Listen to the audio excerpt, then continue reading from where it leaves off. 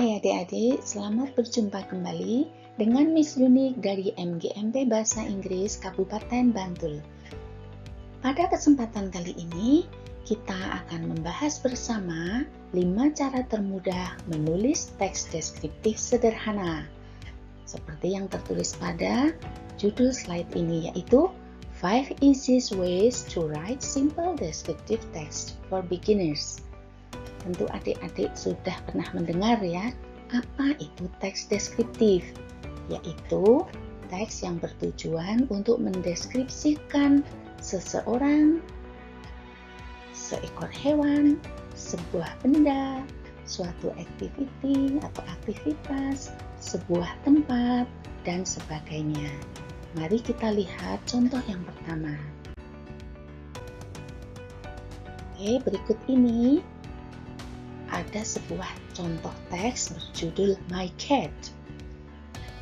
I have a pet. Aku punya satu hewan peliharaan. It is a female cat. Dia adalah seekor kucing betina.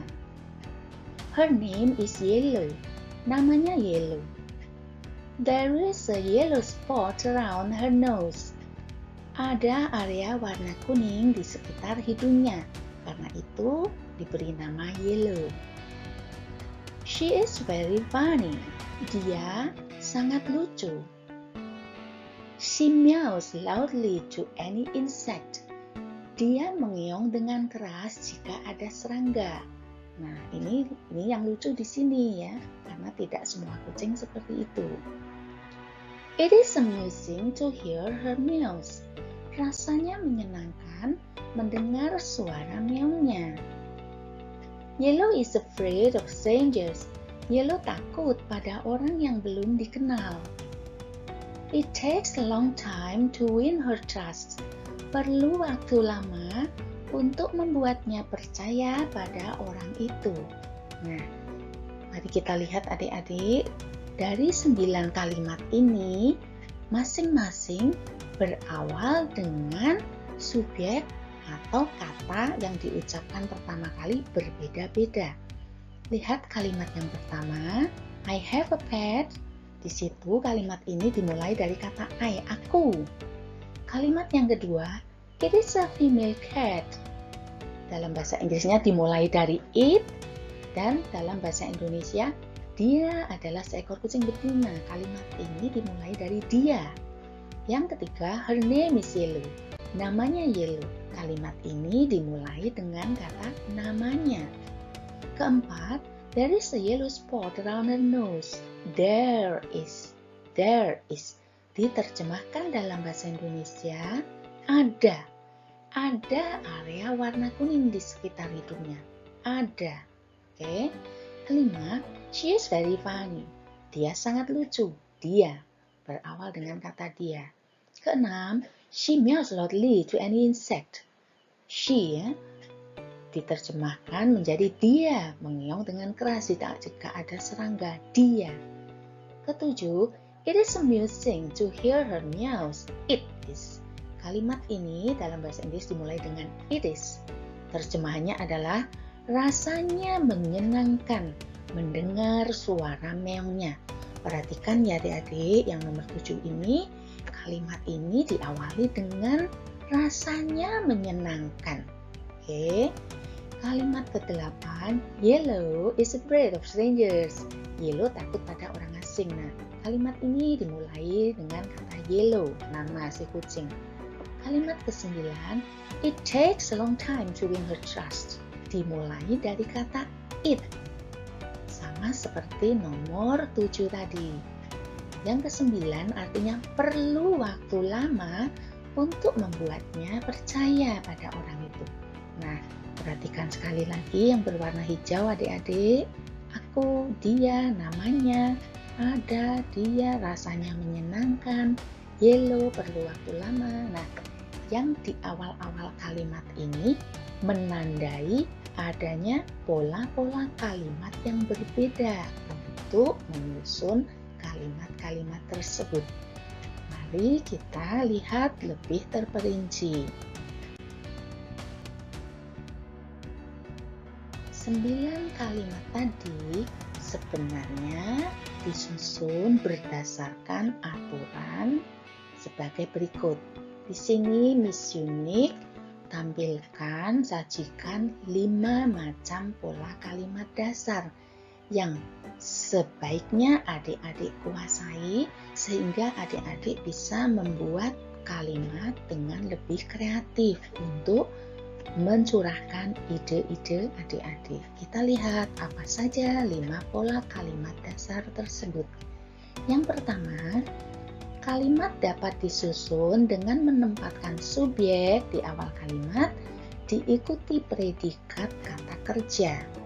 Yang kedua, cara kedua, kalimat dapat dimulai dengan menempatkan subjek di awal kalimat diikuti sebuah predikat tetapi bukan kata kerja. Cara yang ketiga atau pola kalimat ketiga yaitu kalimat yang dimulai dengan kata there. Artinya adalah ada. Ini pola kalimat ketiga. Pola kalimat keempat dimulai dengan kata it.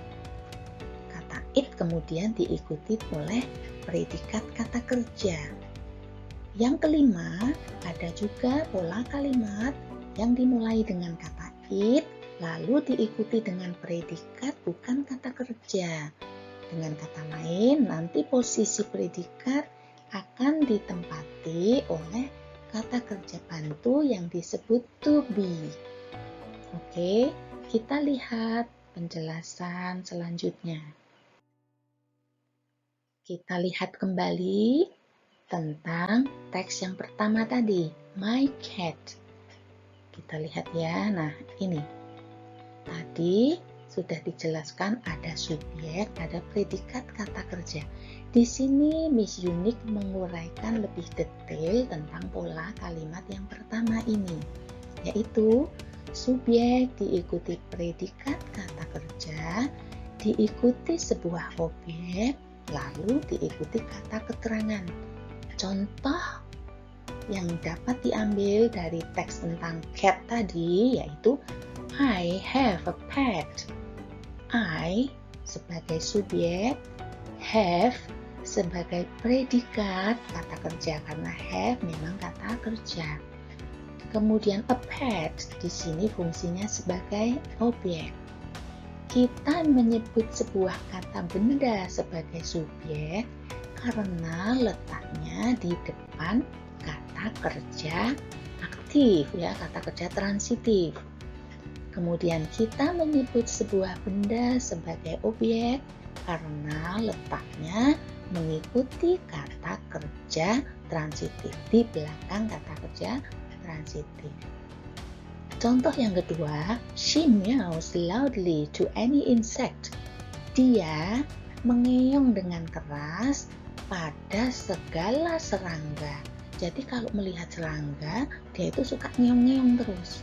Nah, she di sini sebagai subjek, meows sebagai predikat. Loudly fungsinya sebagai kata keterangan. Dia mengeong dengan keras, kata keterangan cara. To any insect, pada sembarang serangga. Ini adalah kata keterangan tempat. Kemana ngeongnya? Kepada sembarang serangga. Berikutnya, cara yang kedua atau pola kalimat kedua yaitu kita menggunakan menempatkan subjek di awal kalimat diikuti oleh sebuah predikat, tetapi predikatnya bukan kata kerja. Tidak ada kata kerjanya.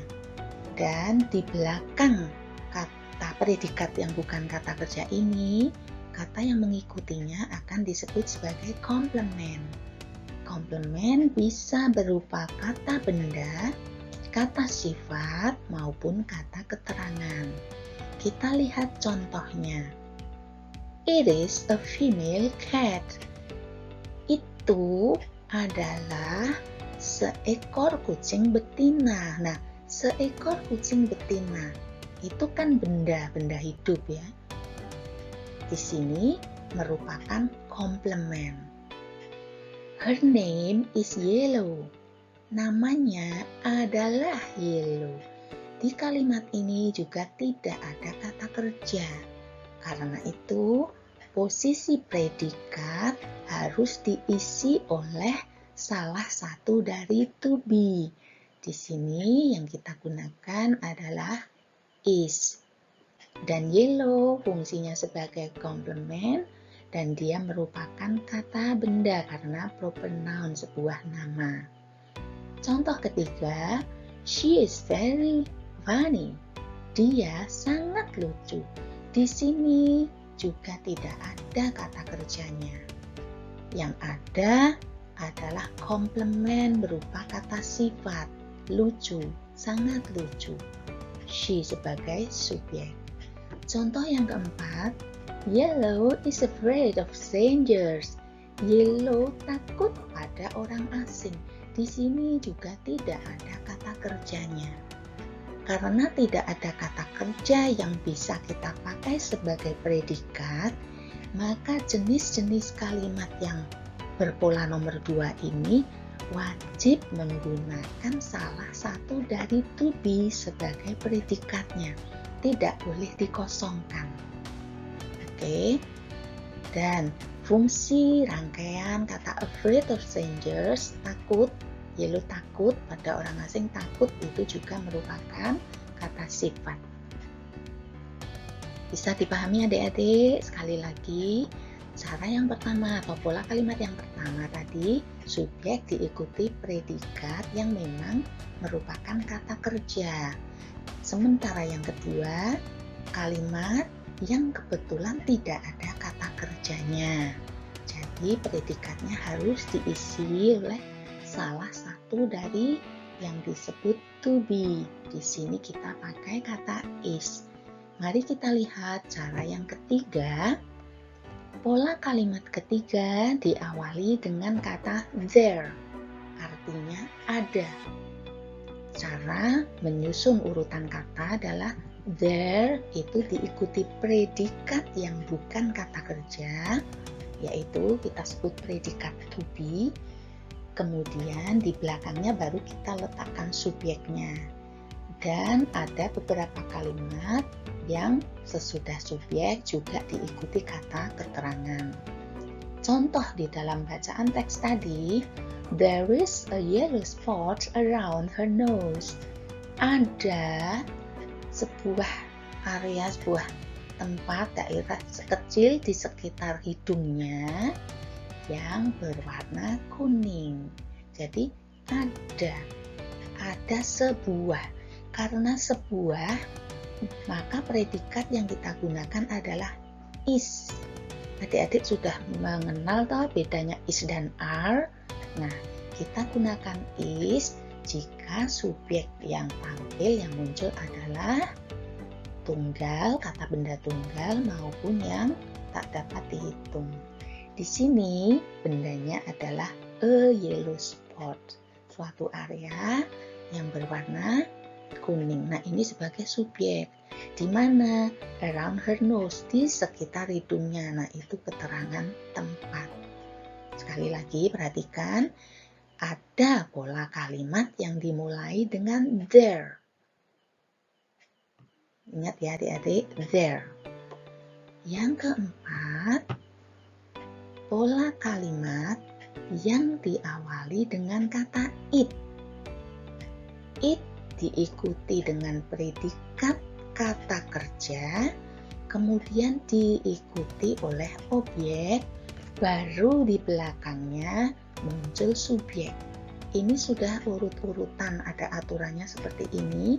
Jadi adik-adik perlu berlatih supaya dapat merangkai kata-kata menjadi kalimat yang benar.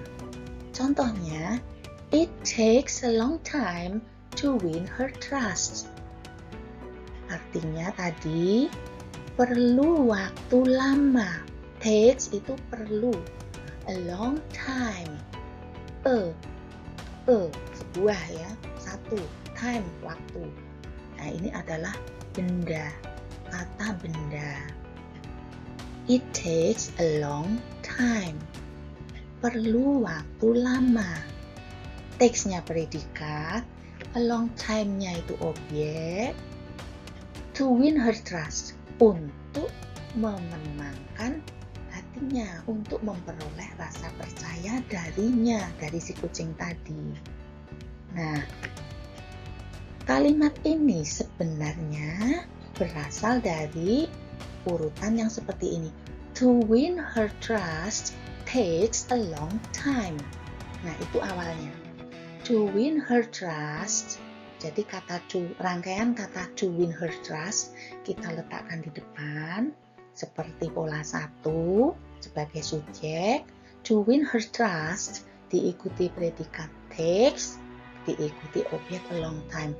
Tetapi dalam aturan bahasa Inggris tidak lazim memulai kalimat dengan subjek yang berawalan dengan kata to di depan sebuah kata kerja. It takes a long time to win her trust. Karena itu, to win her trust yang tadinya diletakkan di depan sebagai subjek diletakkan di belakang, kemudian posisi subjek yang kosong digantikan dengan kata it. Sekali lagi, kata it adalah untuk menggantikan subjek yang tadi berawalan dengan kata to. Berbeda ya dengan yang nomor 2 tadi.